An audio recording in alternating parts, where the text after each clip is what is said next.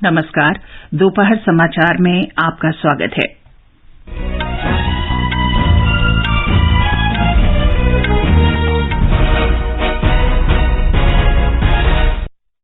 संसद का बजट सत्र दोनों सदनों की संयुक्त बैठक में राष्ट्रपति द्रौपदी मुर्मू के अभिभाषण के साथ शुरू। राष्ट्रपति ने वर्तमान सरकार को स्थिर, निडर और निर्णय लेने वाली बताया। राष्ट्रपति ने कहा, गरीब कल्याण अन्न योजना संवेदनशील और गरीब समर्थक सरकार की पहचान। वित्त मंत्री निर्मला सीतारमण ने संसद के दोनों सदनों में आर्थिक सर्वेक्षण पेश किया। वर्ष 2023-24 में सकल घरेलू उत्पाद की वृद्धि दर 6 से 6.5% रहने का अनुमान। प्रधानमंत्री नरेंद्र मोदी ने कहा, वर्तमान वैश्विक परिदृश्य में दुनिया की निगाहें भारत के बजट पर। अंतर्राष्ट्रीय मुद्रा कोष के अनुसार वैश्विक मंदी के बावजूद भारत दुनिया की सबसे तेजी से बढ़ती प्रमुख अर्थव्यवस्था बना रहेगा और नागालैंड और मेघालय में विधानसभा चुनाव के लिए नामांकन दाखिल करने की प्रक्रिया शुरू।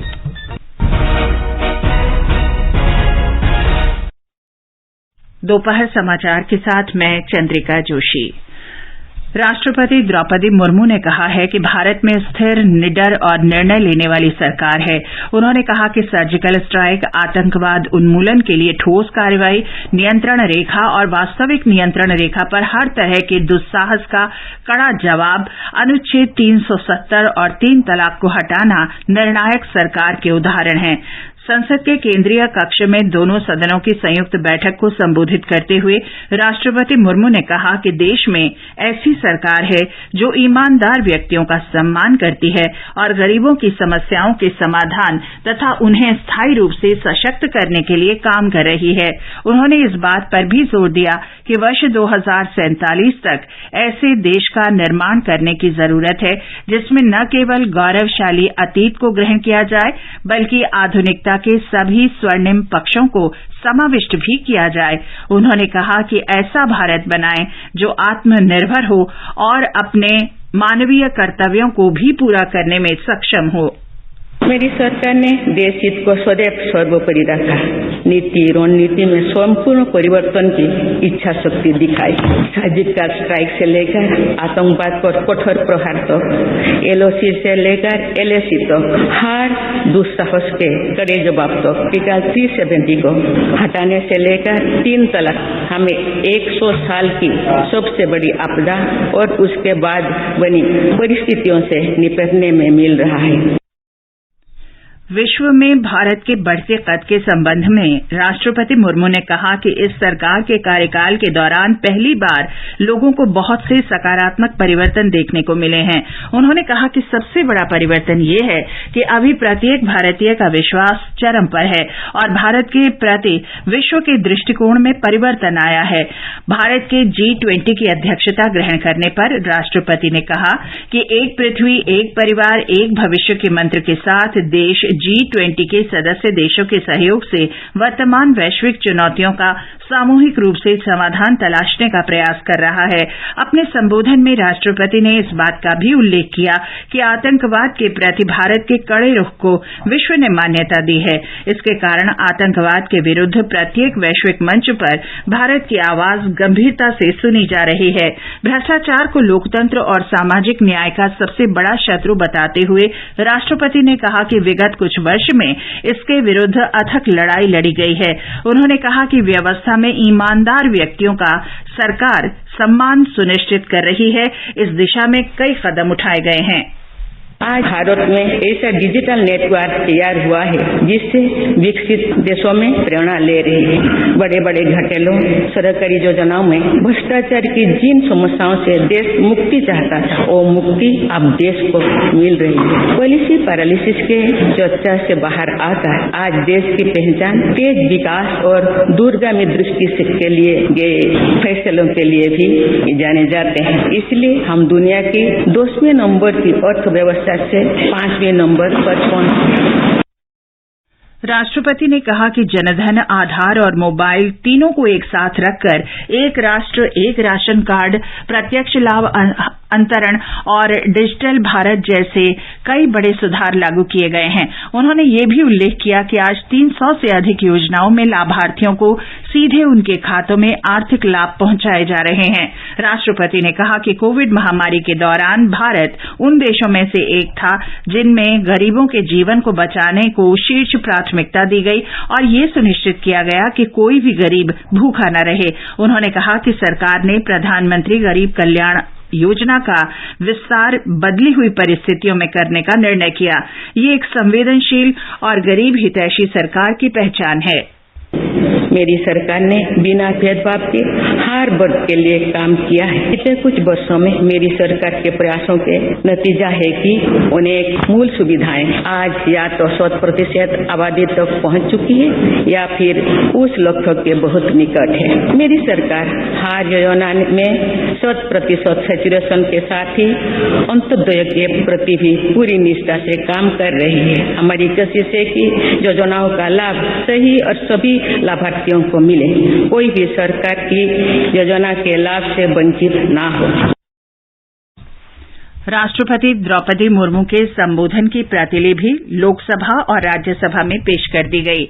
वित्तीय वर्ष 2022-23 के आर्थिक सर्वेक्षण में अगले वित्त वर्ष के वास्तविक रूप से 6.5% की आधारभूत जीडीपी वृद्धि का अनुमान लगाया गया है।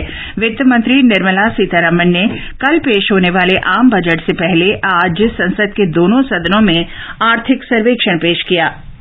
Sir, with your permission, I rise to lay on the table a copy each of the following papers, Hindi and English version: Economic Survey 2022-23, Economic Survey 2022-23 Highlights, and Economic Survey 22-23 Statistical Appendix. सर्वेक्षण के अनुसार चालू वित्त वर्ष में भारतीय अर्थव्यवस्था में वास्तविक रूप से 7% की दर से वृद्धि की उम्मीद है। ये भी कहा गया है कि भारत दुनिया में सबसे तेजी से बढ़ती प्रमुख अर्थव्यवस्था बना रहेगा। सर्वेक्षण में कहा गया है कि भारत दुनिया की 5वीं सबसे बड़ी अर्थव्यवस्था बन चुका है और इस वर्ष मार्च में भारत की जीडीपी लगभग $3.5 ट्रिलियन रहेगी। सर्वेक्षण में कहा गया है कि कीमतों में वृद्धि काफी धीमी हो गई है। सर्वेक्षण के अनुसार मुद्रास्फीति की वार्षिक दर 6% से नीचे है और थोक मूल्य वृद्धि 5% से नीचे की दर से हो रही है। चालू वित्त वर्ष के शुरुआती 9 महीनों में वस्तुओं और सेवाओं का निर्यात 2021-22 की इसी अवधि की तुलना में 16% बढ़ा है। आर्थिक सर्वेक्षण पेश करने के बाद दोनों सदनों की कार्यवाही दिन भर के लिए स्थगित कर दी गई है।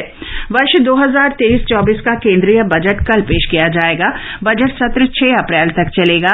इसमें 66 दिन में 27 बैठकें होंगी। सत्र का पहला भाग 13 फरवरी तक चलेगा। 14 फरवरी से 12 मार्च तक सदन की कार्यवाही नहीं होगी और इस दौरान विभागों से संबद्ध संसदीय स्थायी समितियां अनुदान मांगों की समीक्षा करेंगी और अपने मंत्रालयों और विभागों से संबंधित रिपोर्ट तैयार करेंगी। बजट सत्र शुरू होने से पहले संसद से बाहर प्रधानमंत्री नरेंद्र मोदी ने कहा कि वर्तमान वैश्विक परिदृश्य में दुनिया की निगाहें भारत के बजट पर हैं। उन्होंने कहा कि सरकार का एकमात्र ध्येय भारत प्रथम, नागरिक प्रथम है। प्रधानमंत्री ने कहा कि देश का बजट आम नागरिकों की आशाओं और आकांक्षाओं को पूर्ण करने का प्रयास है। आज के वैश्विक परिस्थिति में भारत के बजट के तरफ न सिर्फ भारत का लेकिन पूरे विश्व का ध्यान है। डावाडोल विश्व की आर्थिक परिस्थिति में भारत का बजट भारत के सामान्य मानवी की आशा आकांक्षाओं को तो पूरा करने का प्रयास करेगा ही, लेकिन विश्व जो आशा की किरण देख रहा है उसे वो और अधिक प्रकाशमान नजर आए। मुझे पूरा भरोसा है निर्मला जी इन अपेक्षाओं को पूर्ण करने के लिए भरपूर प्रयास करेंगी। ये आकाशवाणी है। आकाशवाणी पर बजट 2023 आपके साथ साथ बाजार के कई क्षेत्रों, उद्योगों और देश के लिए क्या है महत्वपूर्ण और क्या होंगी सुर्खियां। केंद्रीय बजट पर होगा विस्तार से विश्लेषण। दिन भर आकाशवाणी समाचार के साथ। विशेषज्ञों की राय, विशेष बजट बुलेटिन, बजट पर लोगों की प्रतिक्रिया और होंगे विशेष साक्षात्कार। बजट से जुड़ी हर जानकारी लाएंगे आप तक 1 फरवरी बुधवार को सुबह 10:10 से रात 10 बजे तक ऑल इंडिया रेडियो के FM गोल्ड चैनल 100.1 मेगाहर्ट्ज और अन्य मीटरों पर। ये कार्यक्रम आप हमारे mobile app news on AIR और YouTube channel news on AIR official पर भी सुन सकते हैं। दोपहर समाचार में आपका फिर स्वागत है।